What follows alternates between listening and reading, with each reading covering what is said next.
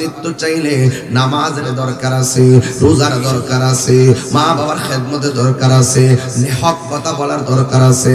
আর যদি আপনি অস্বাভাবিক মৃত্যু যেতে চান তাহলে কিন্তু আপনার অবস্থা ভয়াবহ হয়ে যাবে। আপনার অস্বাভাবিক মরণ থেকে বাঁচতে গেলে আপনি চুরি করতে পারবেন না, আপনি ডাকাতি করতে পারবেন না, আপনি সুদ খাইতে পারবেন না, জিনা করতে পারবেন না, মা বাবার বুকে লাথি মারতে পারবেন না রে বাবা। এই জন্য আল্লাহর আদেশগুলো মানার নাম, আল্লাহ নিষেধগুলো থেকে দূরে থাকার নামই হলো ঈমান। এই জন্যই তো আমার আল্লাহ রাব্বুল আলামিন কোরআনে বলেছেন, মা আতাকুমুর রাসূলু ফাখুযুহু ওয়া মা নাহাকুম আনহু ফান্তাহু। জোরে জোরে কি আল্লাহু আকবার বলা যাবে না? এই জন্য আল্লাহ রাস্তা দুইটা দিয়া দিছে।